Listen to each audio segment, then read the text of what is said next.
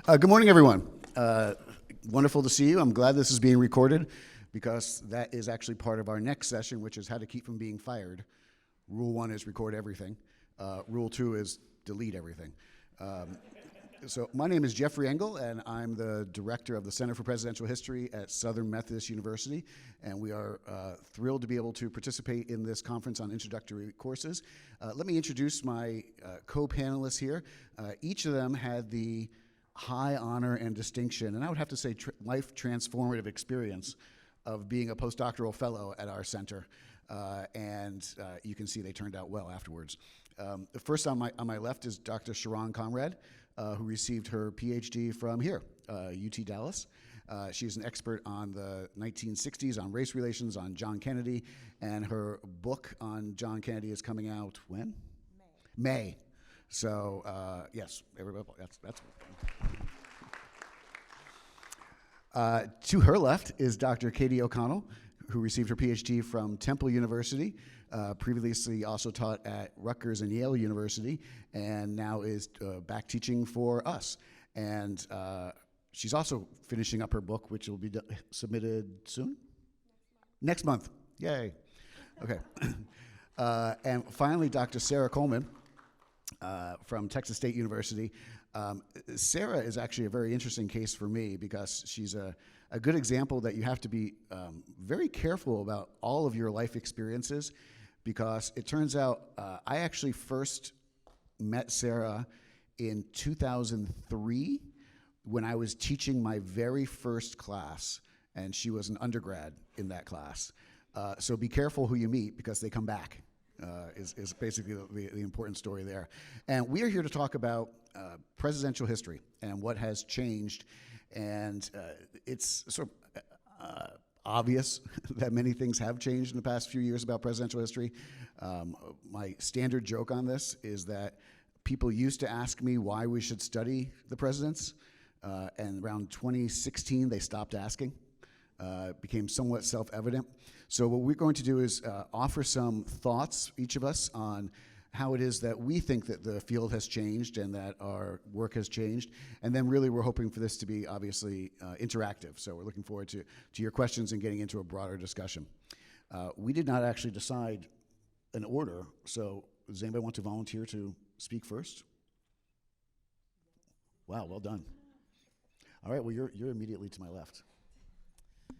All right. Well, hello, everyone. And again, thanks for having us. It's great to be back at UTD.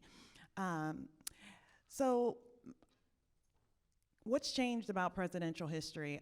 Maybe I'll start by saying a little bit about my own work and how I feel it fits into the kind of discourse around the presidency.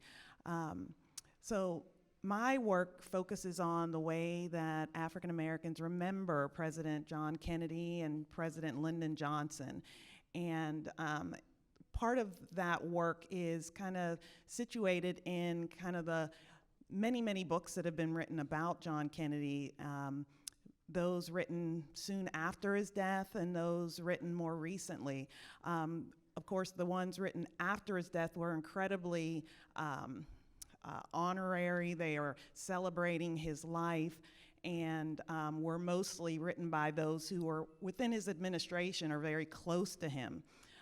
Over time, and especially more recently, historians have tackled Kennedy and Johnson in a much more critical way. And so the further away that we get from these presidencies, the kind of clearer view that we imagine we get of these leaders. But over time, what seems to be happening is we also get more information about who they were with their presidencies. We get different perspectives, and that shifts the way that we think about those administrations. What I see happening right now in kind of how we teach the presidency is just that I believe that the more information we get, there's so many digital records, there's so many different perspectives. The more perspectives we get, the broader our understanding of those leaders, their times, their motivations. And so specifically for my work, What I'm seeing is that, well, what I'm doing is looking at the ways that those presidents are remembered, not necessarily the way that their policies were, but how their policies were understood by those far, far away from them in many cases. And it gives a different perspective. And so I think that just in general, we are beginning to look at other ways of understanding these presidents, moving a little bit further away from those who worked with or under them, and getting a very different take on how they are understood today. And so I'll leave it there, and we can, I'm sure, come back for more questions.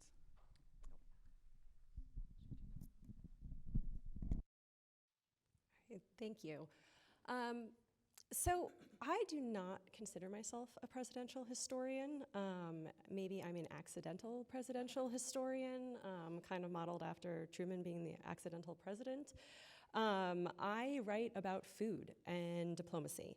And I wound up spending a lot of time in presidential libraries, which I think are a fabulous resource, have been in the news lately, and I think we need to champion our presidential libraries. And not just because they are these repositories, but because they provide so much amazing programming, research resources, funding, but also the museums. And every time I did a research trip, I would spend lunch breaks wandering around presidential history museums. And that meant, for my work, which is on food during World War II and immediately after, I was at the Roosevelt, the Truman Library, Eisenhower, and some brief time with the Hoover. And when I would wander around these museums, you end up finding the most bizarrely entertaining anecdotes about these men and their lives, who they were. And I found this to be really fascinating, and I would constantly tell my parents or whoever, whatever little nugget I found. And then I started bringing those nuggets into the classroom. And I realized that students spend so much time thinking about presidents as these powerful beings, right? They're not human, right? We're thinking about these great men making these decisions, but if you make them human again, students in particular are much more curious. They want to know what makes the man who ends up in the Oval Office. And so I often tell this story about how I was reading a biography of Truman, and he was doing this excessive traveling as part of the Truman Committee, looking into corruption and waste during World War II, and trying to sniff out what was the bomb, but wasn't told that yet. And he was exhausted, and he was at this hotel, and he's writing to Bess, his wife, and he's just like, I needed a day. And he just spent the whole day in bed. And I was like, Truman's my guy. Like, I get that. I've been there. And that was a moment where I was like, these are real people, and if I can tell more of their stories and incorporate that into my teaching, then I find students are way more responsive. And I think it's really helpful for them now when we live in this slightly bizarre moment and you're trying to understand rationales and you're trying to understand the emotional aspect or the ego behind the decisions. And so that's something that I've been trying to incorporate, and I think one of the best ways to do so is to find digital resources, like Sharron was saying, to find ways to bring material into the classroom where students can recognize that it's not just reading a telegram that came out of the State Department, right? It's not just Kennan's long telegram, but maybe you can look at something as mundane as a menu, and think about what sort of effort was put into hosting what foreign dignitary at that time, to realize how important that dinner was. And so there's little ways that I think you can incorporate various resources into the classroom, and that has changed presidential history for me and has allowed me to think of myself maybe as moonlighting as a presidential historian. Is that allowed? Can I moonlight as? Okay. But so that's I think how I wanted to engage in this conversation, is how to get students to be thinking about presidential history, and the best way I found to do that is what caught my attention and how I can replicate that in the classroom. Well, thank you so much all for having me today, and I hope this is more of a conversation as we move forward.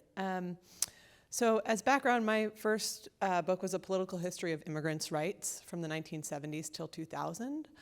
And so that was sort of my foray into studying presidents, was looking at presidential immigration policy. And I think in some ways it's really influenced how I teach the presidency, and particularly this presidency, in classrooms. And what I'd say about, for me, what's sort of historicizing Trump kind of is the larger looming question that sort of dominated the last sort of 4 to 5 years. And I really think for me what's sort of different at this moment about teaching presidential history is I really work to sort of historicize Trump. And to be clear, historicizing for me does not mean normalizing, right? But I think a lot when I teach about, particularly coming from a background in immigration policy, like I say to my students a lot, like, what's different about this presidency and what isn't, right? And how certain things are completely novel and new, right? To me, that's January 6th, the obstruction of justice, right? The first time we haven't had a sort of peaceful transfer of power. Sort of there are elements of that that aren't particularly new or novel, you know, that are very new and novel, right? Sort of the use of social media around the truth. But I also emphasize, and this comes from my background in immigration history, in the ways in which there's continuities, right? And to do so, to sort of ignore those continuities, I think isn't doing history justice. So in immigration policy in particular, right, what we see under the Trump administration and the focus on deportations and the sort of interior enforcement is something that was really sort of ramped up under Clinton and then continued under Bush and then continued under Obama, right? So there are areas where you can point to continuity. So I think for me, you know, the continuity there, and I bring back to earlier periods too. I talk about how sort of inflammatory rhetoric, right? Think back to earlier in the semester when we talked about Father Coughlin, right? Or we talked about Pat Buchanan during the 1980s, right? Sort of thinking about the ways in which sort of there is continuity, but there's also difference, right? And sort of putting in perspective, there are things that are new, but historicizing. And our job is, my job for me is to put things in a historical perspective and say, okay, this isn't sort of a deus ex machina sort of arrival of a different person. But part of our job as historians and people in my classroom engaging is to think about what are the through lines that have gotten us here? How have institutions changed over time? How do we see echoes of the current presidency in the past? Or how do we see echoes of the past in the current presidency? So for me, that sort of really frames how I sort of think about what presidential history is today, like in terms of Trump.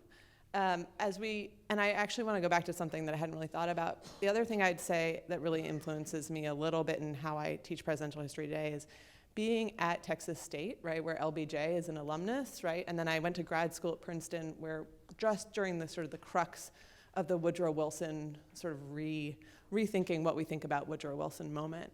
And I think it's really important to sort of historicize people, particularly in places where they're often sort of lauded as like they could do no wrong, right? So in my class, particularly at Texas State, right, I spend a whole class period, which as you guys know, whole class period is precious time, right? Sort of thinking about LBJ and the complexity of LBJ. Thank you. Let me pick up on two things, and then we'll go back around again. The first is, this has come up several times already, we have a very broad definition of presidential history, especially since when I first began the center, the question arose, what is presidential history? And I would always point out it doesn't exist in the actual field. It's a Barnes & Noble category. It's not the way the historians are actually trained. So our definition of presidential history is anything that engages federal power at all. So basically anything. At some point. So we're trying to be as broad as possible. But I want to pick up on Sarah's point about historicizing in particular, because I think that's one of the really interesting things for me about this particular moment. And yes, talking about the current president and trying to get students to understand where he does or does not fit into the patterns of American history. My background is in U.S. foreign policy. So when I describe presidents, I say something which it's important to note, and I point this out ahead of time, the statement I'm about to make, Donald Trump's detractors would agree with, and Donald Trump's supporters would agree with. That's kind of the whole point. When I point out that every single president since 1945 has believed a series of central tenets about foreign policy, free trade, for example, importance of international alliances and security alliances. I could go on, and President Trump does not. And I think it's important for the students, especially early on in the semester, to understand that they are coming to the class, obviously, with their own preconceptions. They're coming into class with their own political backgrounds and biases, and to point out that you can make an observation that is not critical, even though both sides of the aisle would actually accept it. I think what terrifies people about President Trump is how different he is. And many of his supporters are really psyched about how different he is. And that being able to take a step back and make that observation without adding any baggage to it is, I think, an important first lesson for our students. Follow-up points before we continue on. Anybody want to say each other is wrong? I was very offended by everything you said. Yeah, okay. Okay, yeah, good. So as Jeff noted, right, and I'm going to sort of play this back into my perspective on this. Jeff noted plays as a foreign policy historian, right? There are certain tenets that he's different on. You can also say, but there's certain things that have been sort of a process by which we've gotten to where we are. The use of drones, right? The use of, like, if you're studying the history of like how we're sort of doing U.S. foreign policy, the use of drones, the use of executive power, right, and the sort of lack of so you can. I think it's important, if you want to historicize, you can point to the ways in he's fundamentally different, right, but you can also point to the ways in which, right, certain elements of our foreign policy have continuities with the past. Well, and just in a broader sense, right now, obviously, we're seeing a complete abdication of constitutional responsibility by the legislative branch. I'm very comfortable saying that, but that's a long-term trend. I mean, that's been going on throughout the entire 20th century, and certainly since the 1970s, that Congress has abrogated more and more of its responsibilities to the executive.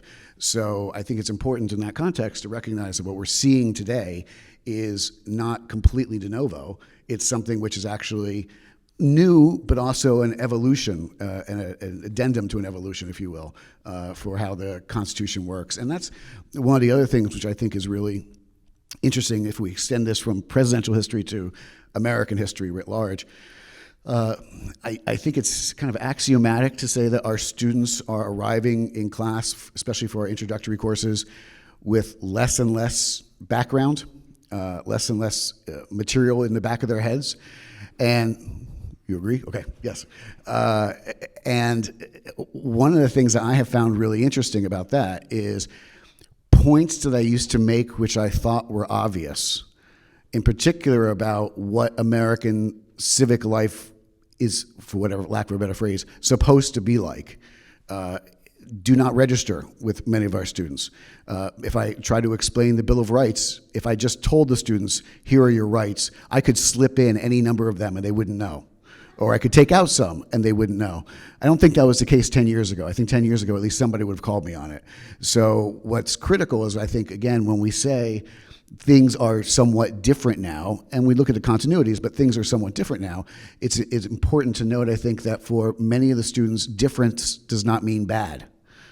Difference just means what they're seeing in their entire experience. And I think we've all had the realization at some point that we can tell our students, this is different than it used to be. The tone and the rhetoric is different than it used to be. The incivility of our politics is different than it used to be. But it's actually not different for them. This has been literally their entire lives. So saying things are different when someone has experienced no difference is an unhelpful sentiment, I think. One of the things I try to do in my classroom when I teach the first half of American history and we're talking about someone like Andrew Jackson, I like to kind of pause a moment to try to, and I think we're all doing this, and this came up quite a bit yesterday, trying to make the past relevant and make connections with the past.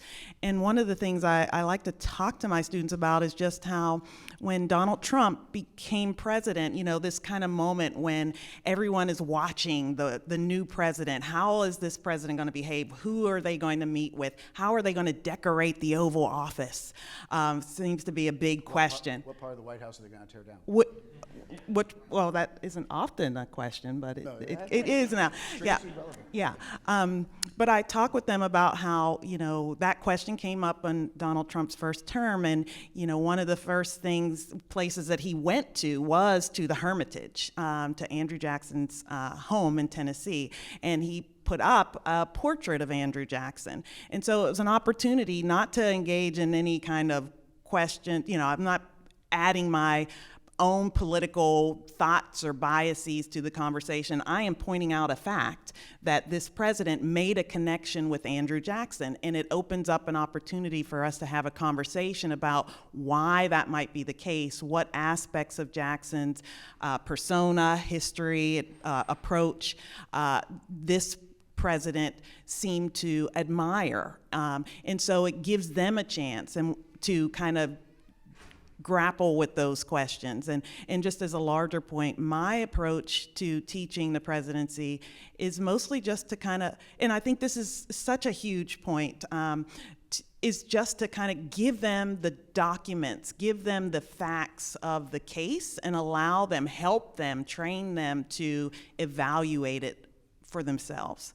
And so I think in some ways there's a lot of newness to this moment and how we approach the presidency because of the things that we've already discussed, but at the same time, nothing has changed about some things changed, but the documents, the work that we do, the way that we try to excite and engage students around the past shouldn't change, and it should be based on the historical evidence in the record. I want to piggyback off of that because I think, you brought up the fact that you're using evidence, right? And that these are facts then, like this is the material as it's presented. And you're really, leaning back on the historian's toolkit, which is using these materials to answer questions of how and why. And I think that it's really easy to have visceral reactions to certain things happening in the present and not realize that moments in the past were equally inflammatory. And I think that that's huge. A lot of people don't recognize how angry Republicans were with FDR, how aghast they were that he ran for a third and then a fourth term, how quickly they were able to pass that amendment to make it so that people can't do that again. And I think that the memory, the legacy, like the mythology then that surrounds him is just based on the fact that he is the president who got the nation through the Great Depression, led them to almost victory in World War II, and died in office, right? So he ends up having a past that, he is remembered in a way that I think he wouldn't have been had he continued to live longer, had he written his memoirs that he wanted to do at Hyde Park. Those could have been a book that ended up creating a lot more drama, a lot more problems. But so I think that that's hugely important, to really lean on the evidence and let students recognize that, these reactions that they have to moments now are similar to these moments in the past. Questions, topics that you'd be interested in discussing? Sir. I'd like you to reflect on 3 big questions. Wait, hold on. I think we're doing it wrong already. 3 big questions. The first one has to do with systems and structures versus people. To what extent does the person and personality and psychology of a president make a difference? Second question is reassessment. Bill Clinton was popular when he left office, and today the Democratic Party tends to view him as a persona non grata. And Obama, who was immensely popular during his presidency, a lot of people in the Democratic Party are sort of countering his policies. So question of reassessment. And for Sarah in particular, Wilson, you stripped the name off of the Woodrow Wilson School at Princeton, and yet its policies are entirely Wilsonian internationalism. So what does it mean to do that? And finally, rankings. We're often asked, what's presidential greatness, or should we use the concept of consequentiality? So that James Polk is a quote unquote great president because he made a big difference, even if we disagree with him.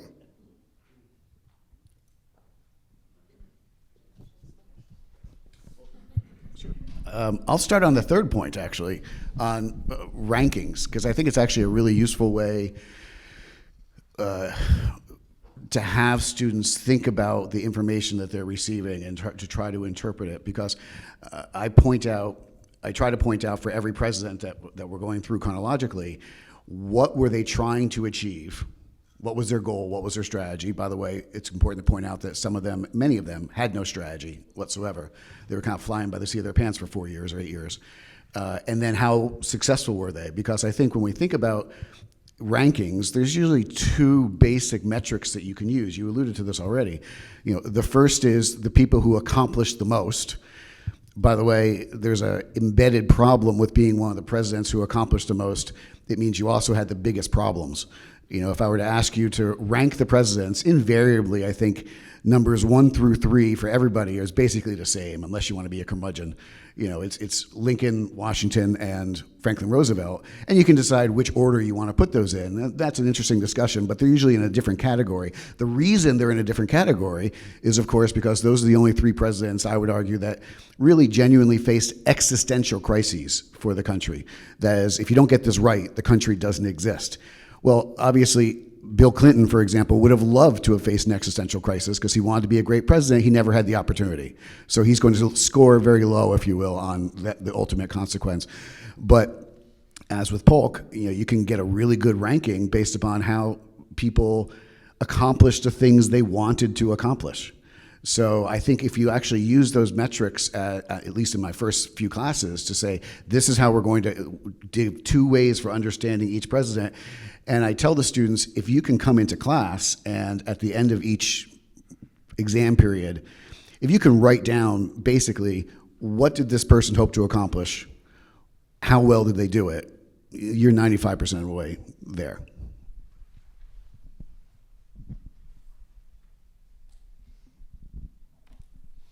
I'll jump in on sort of two of them. One is very quickly the Wilson question, and then I really want to focus on the sort of, does personality make a difference sort of element of it. So on the Wilson one, I think it says 2 things broadly. It says one, sort of where we can use it as a historical moment, right? It is a very clear snapshot of a particular moment in the university's history, right? And sort of where the power lay between the administration and the student body at that moment. And sort of to this day, I think sort of has the ways in which the curriculum is what it is, sort of reflects sort of that balance. Question sort of more broadly to this, I really think personalities do make a difference. I think part of what you're saying about is bringing the actual individual back into the picture is really important to understand that these aren't stiff men who just sort of make decisions based on what's in front of them. I think, oftentimes there's this saying, the easy questions get solved in the agencies. And so it's really only the hard questions that get to the White House, right? And so it is how people's personalities interact, right? If it's a very clear policy decision, right, it probably isn't even making it to the White House, right? And so people's personalities and how they problem solve and how they weigh sort of these difficult questions, that messiness, personality plays a role, right? When you think about sort of looking at institutions also play a role, like Congress and that. But I think you look at, for example, like in immigration policy, you look at George W. Bush, right, in 2006. Right, he's trying to pass comprehensive immigration reform. And it's the closest that we've gotten, I would argue, since the 1980s in getting a comprehensive immigration reform bill passed in 2006. He's defeated by his own party, by congressional Republicans, right? It is not a battle that goes on with Democrats largely. It's largely a battle between a Republican president and his Republican-controlled Congress. And I think the role that his personality and the personalities of the other figures, right, played in that sort of negotiation had a deep impact on why we had failure of comprehensive immigration reform at that moment, and why he had his perspective, right? He pitched sort of compassionate conservatism, which was like, deeply, and his opinion on immigration was deeply influenced by his perspective growing up here in Texas, right? And that was not the perspective of everyone in his own party. And I think that personality and personal experience does deeply play a role, and I think that's why we need to bring in their individual personalities. I too want to take to my bed sometimes, right now, so I feel like it's a good... Yeah, speaking to personality and good old Truman, who wants to just lay in bed when he's overwhelmed, I think it matters who they are, how they were raised, right? Truman grew up in Missouri. He referred to his mother as an unreconstructed Southerner. As a joke, he told her he was going to put her in the Lincoln bedroom. But he also was acutely aware of the problems of Reconstruction. And he specifically said that he did not want hate to be a legacy of the peace that came out of World War II. Like when they're having these really intricate discussions about how to occupy Germany, about whether it should be a hard peace or a soft peace, a punitive or a rehabilitative one. And Truman's a man who served during World War I. He was with his Guard unit, and he was in France, and he would write these letters home to Bess, and he would say that the Germans deserve a bayonet peace for what they did to Europe. And so when he's a younger man and he's over there and he's occupying the Rhineland, he has a very, his anger at having to be there, at having his whole life disrupted, comes through in this. He talks about war booty and what he wants to send home, the silverware that he's found, and things of this nature. And then, flash forward 25 years, and he's the one who really has to set the tone for what's going to happen, and he falls back on Roosevelt. He says that he's going to, make sure that he follows Roosevelt's lead. And I think a big part of that was his own insecurities. And if he had just been a little bit more willing to accept his experiences with a previous war, whether that was World War I or his family's history with the Civil War. So I think that's huge. And when it comes to rankings, going back to something Jeff said about a crisis, I always think about Herbert Hoover and how he is persona non grata, and yet in Europe, he was a savior, right? He is remembered as one of the best presidents for his role in feeding Europe during and after World War I. And yet, in the United States, his entire reputation was destroyed by an economic depression. And I love that Truman was so willing to reach across the aisle and engage with Hoover and bring him back into Washington to discuss what to do to make sure there wasn't going to be food shortages in the aftermath of World War II. And I think that also speaks to the fact that these were two men who were born in the Midwest. They had this common background, Iowa, Missouri, and they were able to speak to each other sort of on that level. Well, to Professor Mintz's question about both rankings and personality, when it comes to those things, one of the questions that I'm grappling with in my own work is, why is it that in the African American community, John Kennedy is viewed like for many, not all, viewed as a martyr to civil rights, a savior? The letters written to Mrs. Kennedy after the assassination just extol his role in the civil rights movement. And yet, if you look at the C-SPAN polls of presidential historians, when they rank, who most pursued justice for all, Abraham Lincoln, yes, but Lyndon Johnson always outranks Kennedy on that point. And so one of the questions that I had was, well, why is that the case? Why is there a perception that Kennedy was and is the civil rights president, whereas we know that Lyndon Johnson,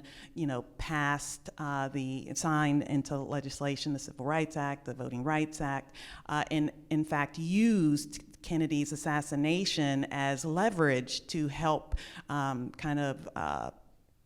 pursue the martyr's cause.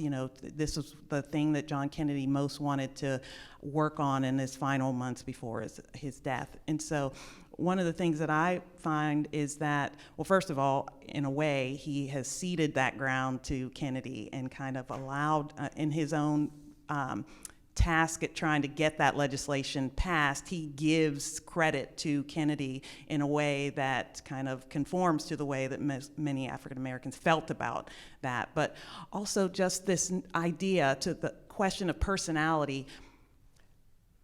People believe what they want to believe. And I know when I was writing about this, people say, so are you saying that Kennedy was more important in civil rights than Lyndon Johnson? And my answer is no. I'm saying that he is perceived in many corners of the African American community as being more important than Lyndon Johnson, and that needs to be paid attention to. Because as we look at the current situation, we may, as historians, look at what's going on and say, well, these are, breaking all these precedents and just knocking down all these kind of guardrails for Trump. But at the same time, the perception may be very different. And as Jeff had said earlier about, we can look at these presidents in multiple ways, and the perceptions really do need to be understood and recognized and valued, because I think sometimes we think about things as historians and it's very clear to us, but we have to pay attention to the way that these presidents are remembered and understood by people, because in some ways that's history. Well, let me pick up on that, because I think, we're here to discuss introductory courses, and I love teaching the introductory course, mostly because you get the students before they develop bad habits. And I think there's really three things that I try to get across in an introductory course. The first, obviously, is let's get you some information. Find out some basic data points that you can have in your head. The second is assessing, as you point out, the reassessment. Well, if you can get students to understand that the same basic facts are viewed differently in different eras, that's history 2.0, and you've already gotten them very far. But the third thing, which I think is really important for an introductory class, is you want to get them excited about history. You figure half of them at least are there because it's a requirement. We try to see how many of those students who are there for requirement we can turn into history majors. First of all, because it'll make their lives better, but also it's good for our department. So Lyndon Johnson's a great example of that, where I say, as you guys have already talked about, what an incredibly complex man, what an incredibly complex legacy. And I can say, I can tell you all the different things about Lyndon Johnson's biography. And then I can tell you that he became perhaps the greatest champion of civil rights since Abraham Lincoln. And these two things do not connect at all. Like, there is no way that you would look at Lyndon Johnson in 1960 and say, yeah, that's the guy who's going to change America for civil rights.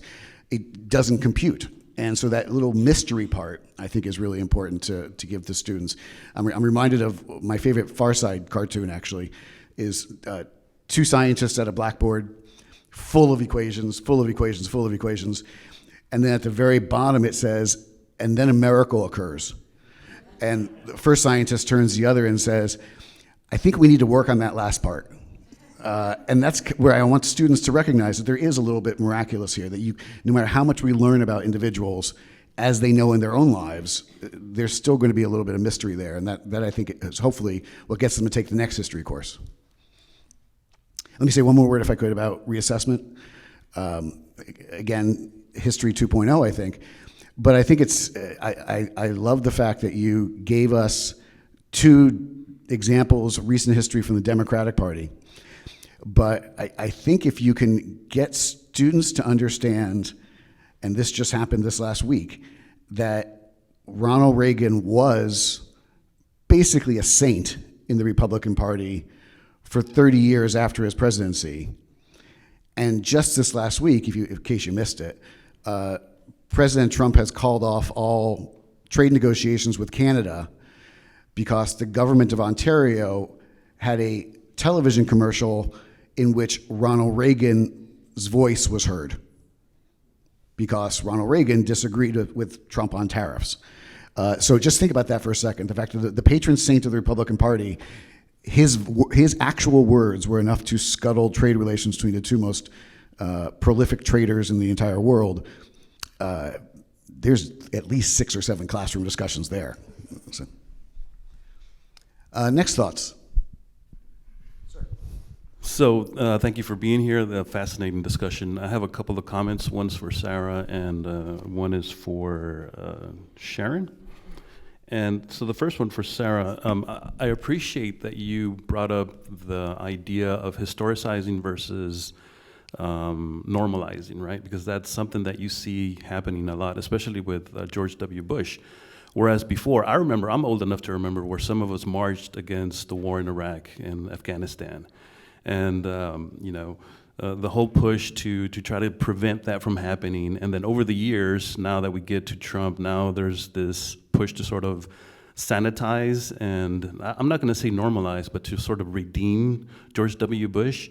And I was wondering if you could say something about that, if there's anything that you've come up with in your research that might address something like that, if you have those kinds of discussions with your students. And for Sharron, as a Mexican-American born and raised in Dallas, I can tell you that going back even 30 years ago, if you were to go to any household, a Mexican-American household, there would be at least 3 portraits on the wall. Invariably, one would be of JFK and the Pope, or JFK and the Virgin of Guadalupe.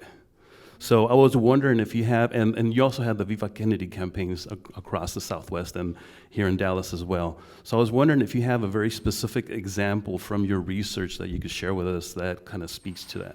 Thank you. I'll go ahead and start. Yes, I have a very specific example of that. In fact, my book starts with my own personal story of a similar memory of growing up in Pittsburgh. My godmother had 3 pictures on the wall. Jesus, Dr. King, not the Virgin of Guadalupe, and then John Kennedy. And I always remember that, and I thought it was unusual, and I thought it was because she was a Catholic. And I thought, well, that's why she had John Kennedy on the wall. And then I moved to Dallas in 2007, and I worked for 7 years at the 6th Floor Museum at Dealey Plaza, the Kennedy Assassination Site Museum, and asked the curators there, probably the very first week, about this. And I'm like, is this unusual? They have a strong oral history project there. And I'm like, do other African Americans mention this? And they do all the time.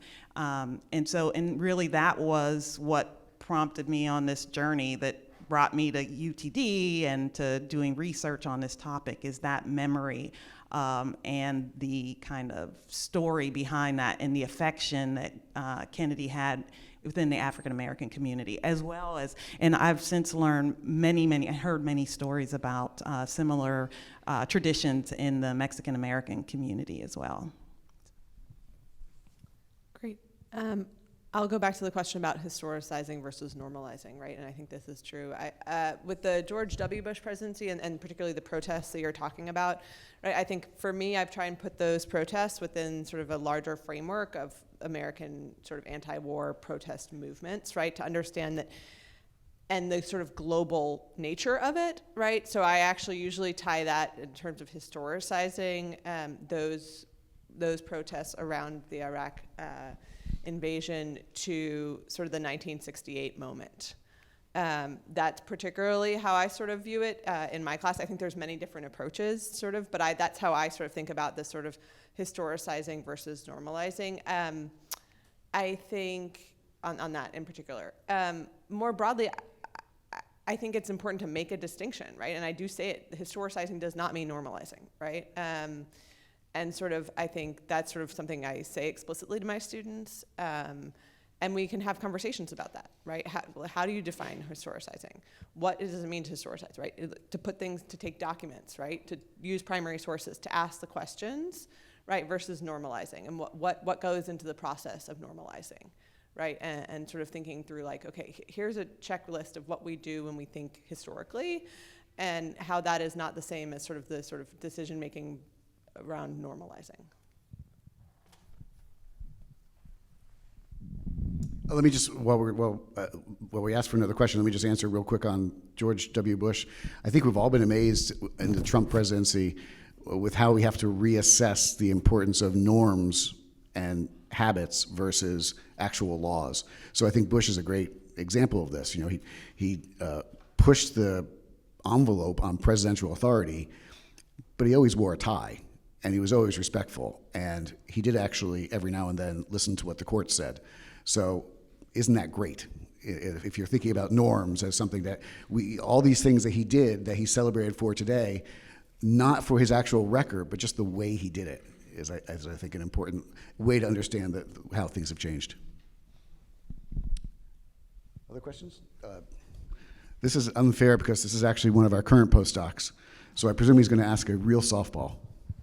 It is a bit of a softball, but it's about teaching. So if, let's say we're not a presidential historian and we're interested in teaching a broad survey of American history from the presidency, 200 years, 250 years, what organizational themes would you recommend to us as historians?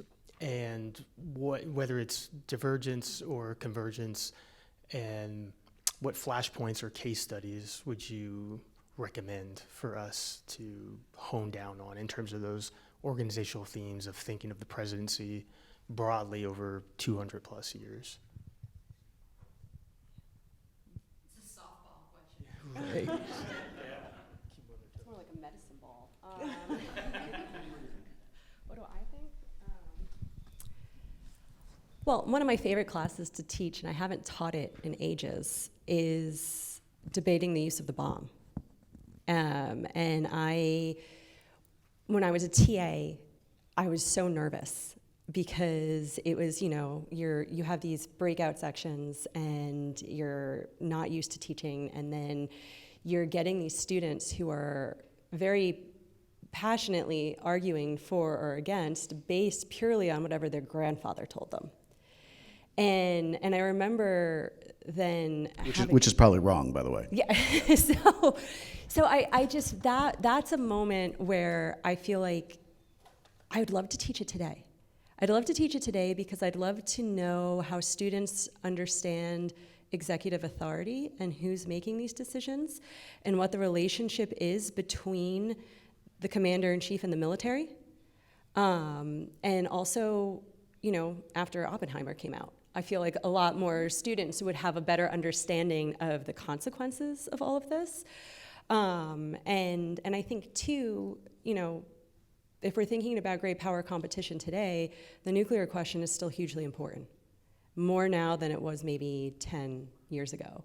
And so I think that, I don't have an answer for like flashpoints throughout American history, but I think that if you were to do case studies on these very pivotal moments, and I think now that I'm talking it, I'd love to organize a class on failures, like presidential failures, because I think that you can look at strategy with success stories and parse it down, but when you look at failures, when you look at moments like Reconstruction, right? Or if you were to look at, would you consider the Articles of Confederation a failure, or were they just the first step, right, in leading to the Constitution? Or even things that the executive might not have had a huge role in, like the passage and failure of the ERA, right? And thinking about how a woman like Phyllis Schlafly was able to do what she did to prevent that passage, right? I think that's what I would love to do, is to kind of pull out these moments of failure and understand why they failed. And if they had happened at a particular moment that was just slightly different, would they have succeeded or not? I don't know. Other thoughts? Only just to add, I love that. I want to take that class with you. Your question reminds me of at a lot of presidential sites, they are doing these areas inside the exhibits that deal with decision points, where students, groups, families get to come in and get the situation on any given topic. At the Truman Museum, they do that. At the Bush Library in Dallas, they do that, where you are given documents and you're given basically from various members of a president's administration, and you have to read through them, you have to evaluate them, and then you have to make a recommendation to that president. And I think that too would be a great way of bringing that approach into the classroom, because, you know, we all have to make decisions every day, maybe not at the same kind of level as the president, but it gets students engaged in it, and it gives them a specific task. You know, they may not want to read that textbook, but if you give them that letter or that telegram or an image, you know, they're ready to engage in small group and then kind of have a conversation. So I'm going to pipe up just because this made me think of something. So I'm currently working on a project on Sam Rayburn, right, who's the longest serving Speaker of the House here from Texas. And one of the things that I've really thought about a lot in the last year since I've been engaged in archival research is the ways in which, you know, we have presidents and we have presidents having relationships with people, and personality matters. This goes back to it.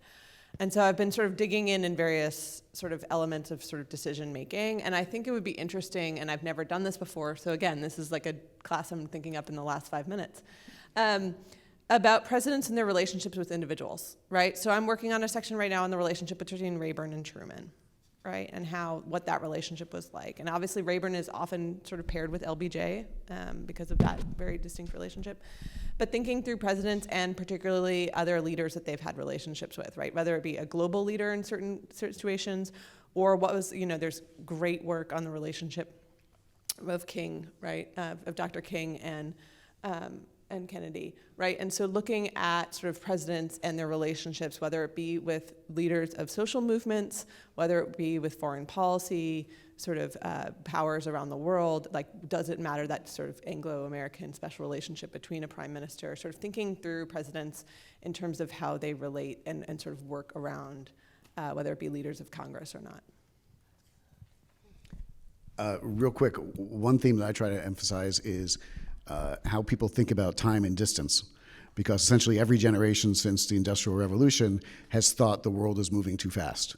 And then obviously we look back on even 20 years ago and say, oh, wasn't it so great before X, before Y, before radio, before transatlantic crossing, so on. So I think distance is actually really good, because it also maps very well on the growth of executive authority, that the faster the world seems to move, the more people want to give up power to the executive. I also just want to comment on the atomic bomb question, which I use every semester. I have the students write, you know, a policy memo on, you know, to President Truman, what should you do with the atomic bomb? And the reason I love doing that, first of all, it's one that they can get their minds around, as you pointed out. They've heard stories about it, they can conceptually get it. But then I give a whole lecture afterwards about what a stupid question that was, because there was no debate, there was no argument. This was all bureaucratic politics. This was going to happen. There was no actual moment of decision. There is no memo that says, yes, I'm approving this. And, you know, if you can have people understand that there are moral questions in history that weren't actually thought of at the time, I think then, you know, you're back to trying to get higher level history. Other thoughts?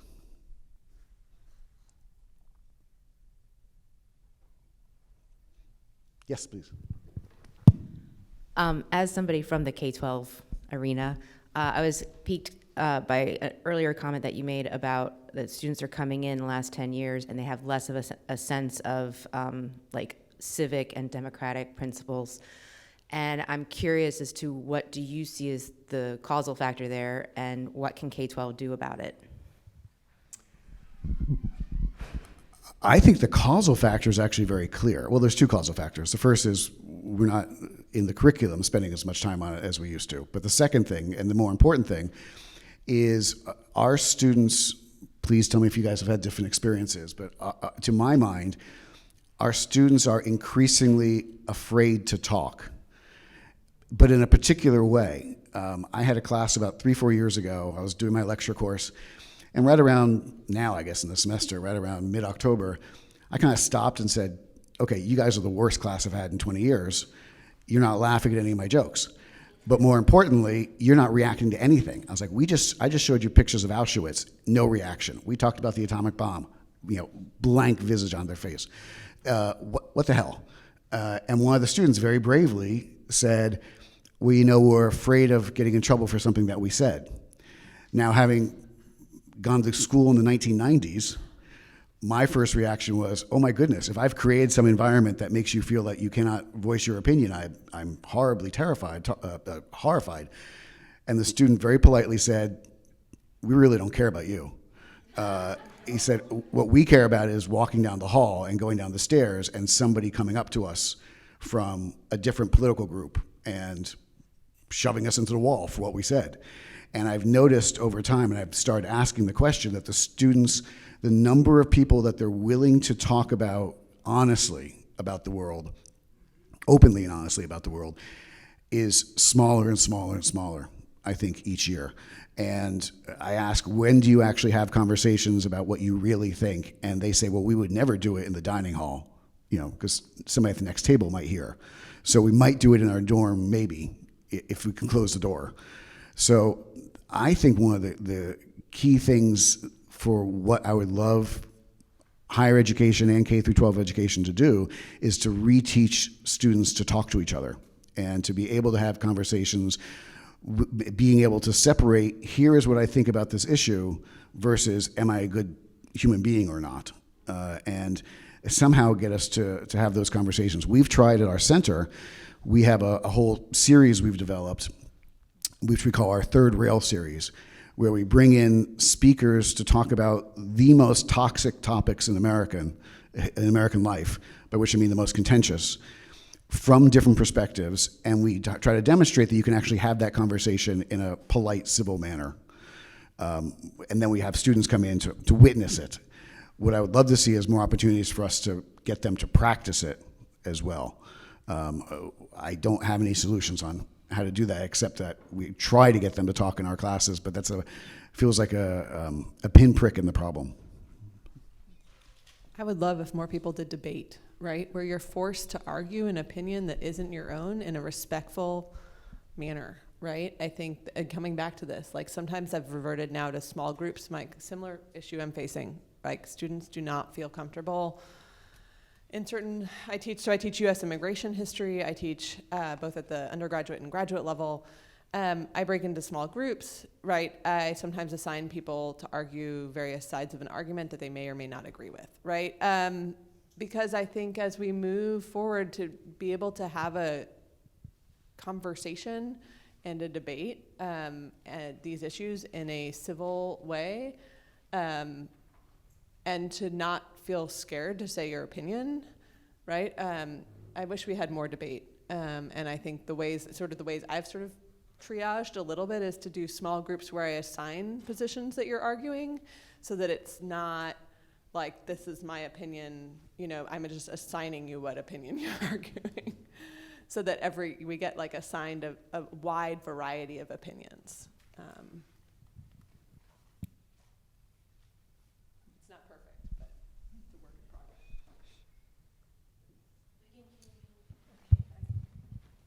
Oh, thanks. Is this working? Yes.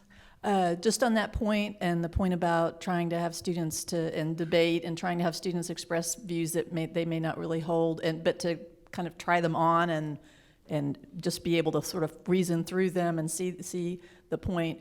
I've done a reacting to the past before that was just took a couple of days, and it was focused on FDR and Japanese American internment. I think that the flaw of it is you don't really learn a whole lot about FDR. You learn a lot about the influences on him politically and otherwise. And so that's maybe something to think about. I don't know if there are other reacting to the past games that get at presidential history like that, but that's a kind of a short one that's doable. There may be others that somebody here might remember from reacting to the past. Do you guys know what reacting to the past is? Yeah. Can you explain what reacting to the past is? Sure, I'm so sorry. If you go to a website called Reacting Consortium, they have a bunch of different games, and the idea is really, the games can be rather elaborate, and sometimes they take weeks to play. Sometimes they have short games that are called micro games that usually could take a day or two. My personal favorite is the breakup game, because it's about a couple that breaks up in college. They met as first-year students, and then they broke up the next year. And then you give the students a series of pieces of evidence to try to figure out why they broke up. And the first round is just random evidence, and they always have a theory, and it's usually somebody's particular somebody's fault, and then you ask them to put it in chronological order, so that then they bring the chronology into the events, and then you think about, then the third round is sources, so then they have to think about who said what and why, and so you get that. So that game in particular I could really highly recommend, but the other ones have to do with actual role playing. So the FDR game and wartime internment, you have a series of people making arguments for internment. You have others who are arguing against, and then you've got different sort of political levels to it, I guess, that the students have to think about. But the games themselves go from Galileo to, I've used one on women's rights and on I guess the central question was women's rights versus labor rights. So there are all sorts of games that you can use and there's kind of a point system. There's usually two sides. I'm sorry, I'm going on a bit. There's usually two sides real quickly, and then there's usually a set of indeterminates, like a group of people who have to figure out which side they're ultimately going to vote on, and the two sides are in contest with each other, and they're trying to persuade the indeterminates to vote one way or the other. So, and you're not play acting the history. You could have the history go in a direction that it didn't actually go. So there's a openness to it that I really like.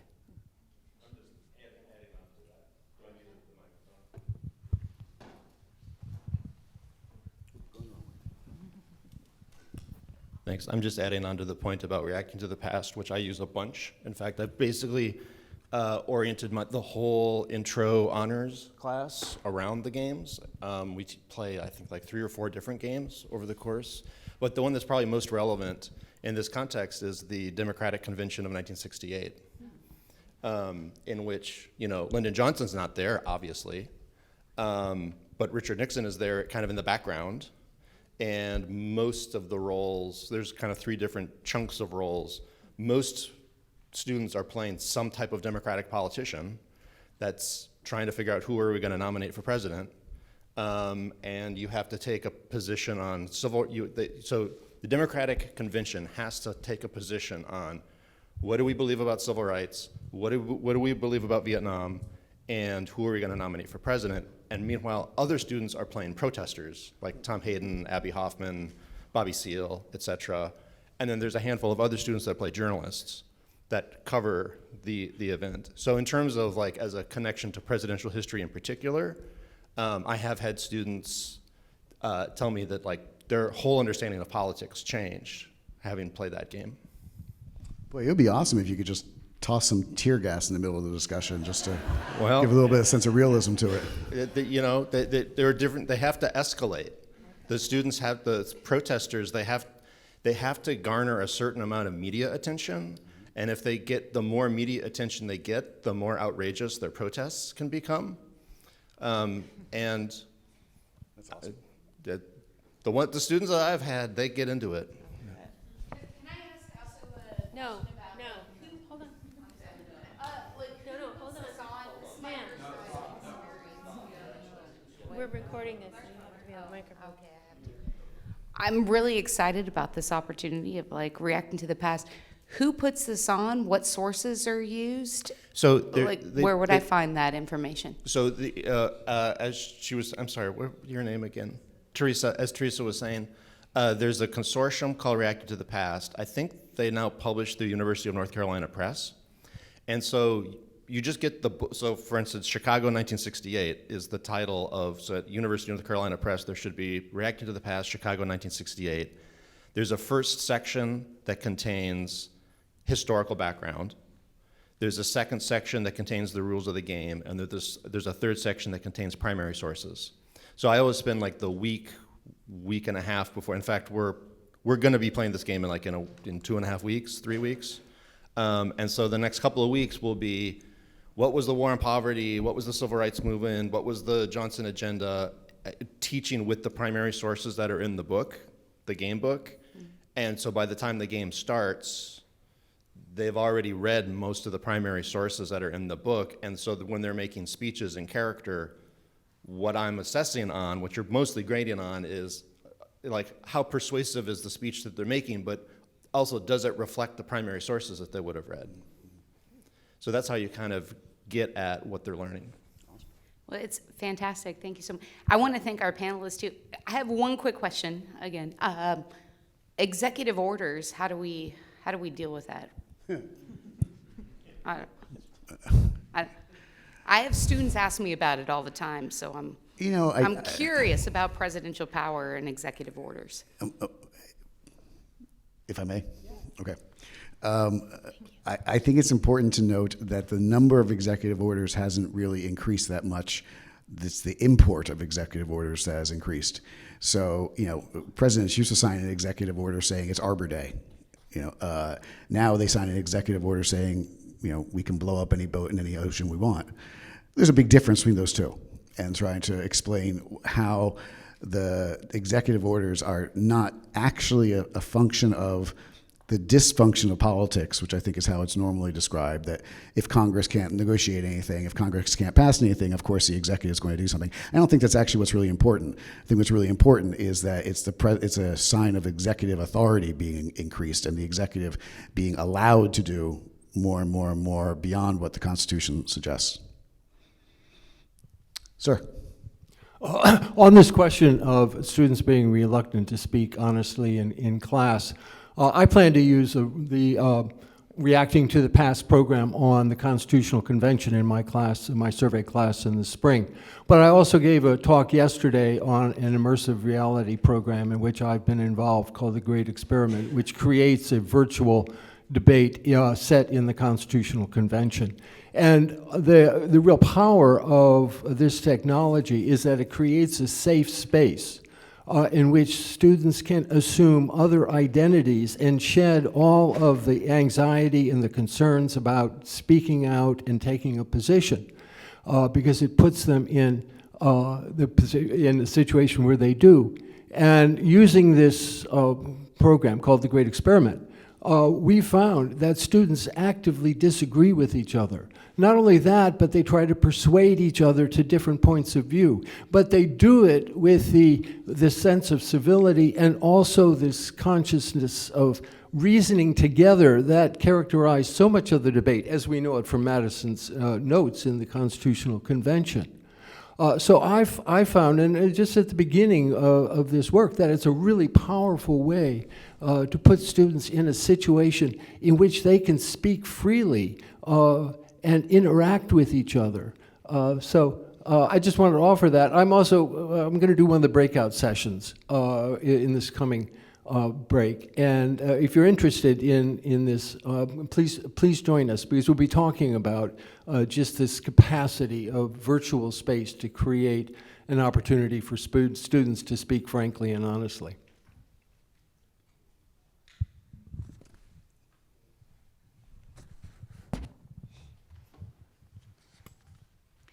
Hi, I just had a quick question. So I think it is important for students to learn how to debate, but are there any projects or examples that anybody has of having students kind of be able to come to consensus on something, which I think is an extremely important skill that they need to learn?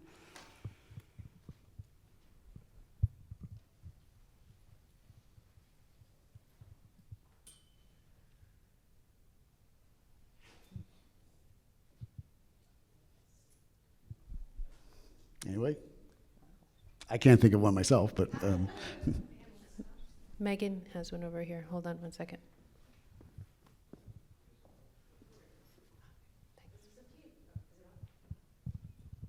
It was a few years ago, and I'm trying to remember the program that we used, but it was a really great activity for building consensus because it would have students rank their feelings. We usually used it with like establishing norms or rules in the classroom, but students would have to rank their agreement with that rule on a scale of fist to 5 or something like that, 0 to 5. And if a student was in the middle, they could say like, well, I'm okay with it. I'll go along with this rule or norm. But if it was more of like a 0 or a 1, like I absolutely refuse to follow this idea, and then they explain why, and so we couldn't go forward with that rule or norm that was being proposed until changes were made where they could at least get to a 3. And just having that conversation with students about what consensus is and why it's important, because a lot of what we do, I think, in the K-12 space with some of the TEKS and everything, the way that it's written, we think in terms of this, of democracy is ruled by majority. Okay, so let's take a vote, how many people agree, and you might have 51% agree. Well, what if that 49% are absolutely opposed or hate this, and now they have to go along just because the majority, it's that tyranny of majority kind of concept. And so doing, establishing norms or rules in the classroom using this process showed students we value everyone in this classroom, and as a result we are not going to move forward on this rule or norm until we get at least to a compromise place where people can accept it. It might not be perfect, but where at least people aren't nope, I can't do this, it's not acceptable to me in what in any way. So instead of that voting process, talking about more of a ranking, can I accept it with some compromise, or nope, I'm not going to accept it at all because of these reasons. I wish I could remember the program that we were using. I can't remember. It came from some organization, maybe Teaching Tolerance or something like that.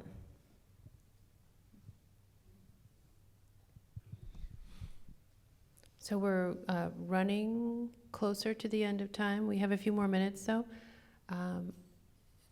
Is there somebody right away? Otherwise, I'll come up with something. Can I just throw out one idea? Yeah. Just a personal pet project of mine in talking about the presidents. I am painfully aware that you could talk in the past about all presidents and use the pronoun he, and yet, of course, our students, at least my students, and I think this is generally true of higher education, are increasingly a majority women. Look at this panel, for example. So I try to make a real distinction when I'm talking about something that happened in the past versus a constitutional question. That if I'm talking in the past, obviously I can say Lyndon Johnson, he did this, he did that. But if I'm asked what is the president's role, I will say, well, he or she, and try to project that there is, I hope, a day when we're not going to be able to simply use the pronoun he. And I think that's critical, because nowhere in the Constitution does it say it has to be a man, and yet I think many of our students would be shocked if you told them that, because they have no lived experience. None of us do, by the way, of having a chief executive who's not. So as a personal project to counter that, I always try to throw in the gender-neutral language as much as possible when talking about constitutional roles. I had a question, and it might be a sort of immigration-related question. I know that I have done some history of citizenship. I taught a class on history of citizenship.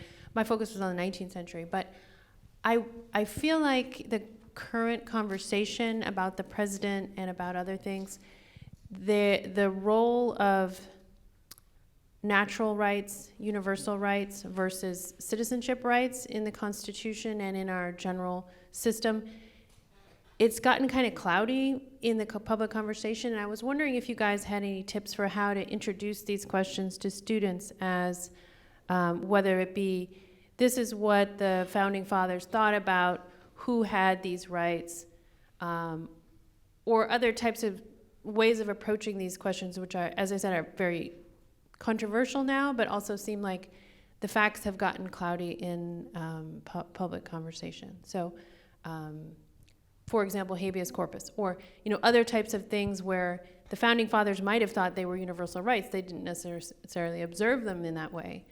But how should we talk about that to students today?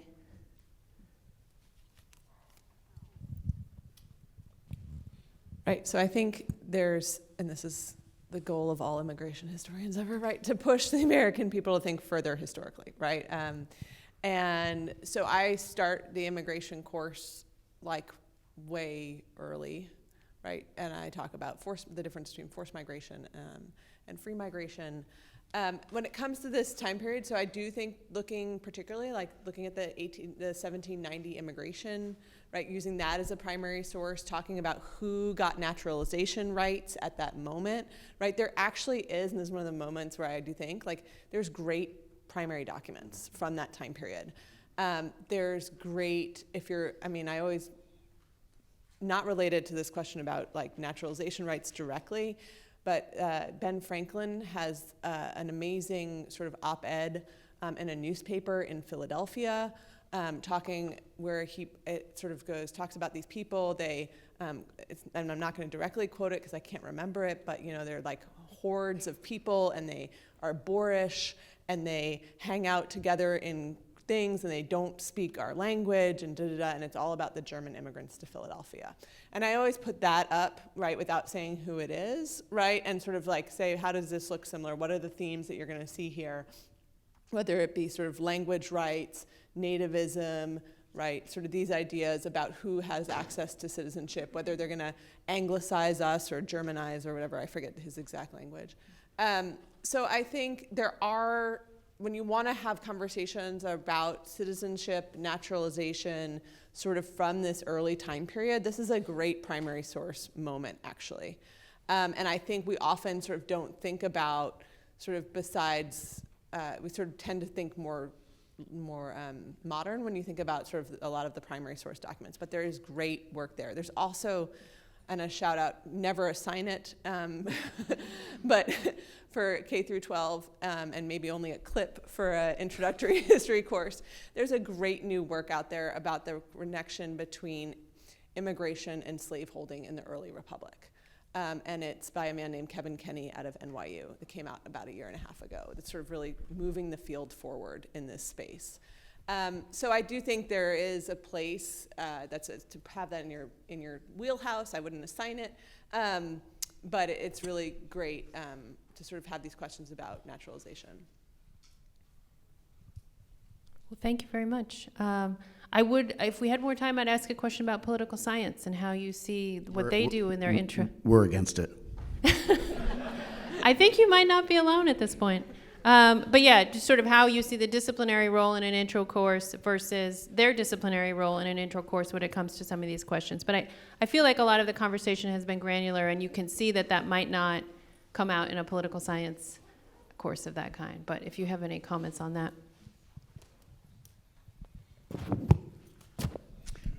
Listen, I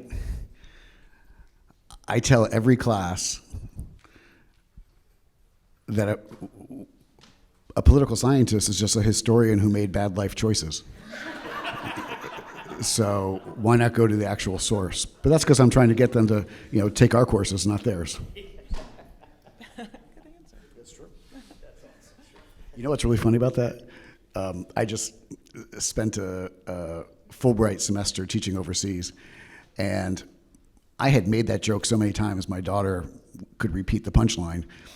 And then she found out that I was actually teaching in a political science department, and she still won't let me live that down.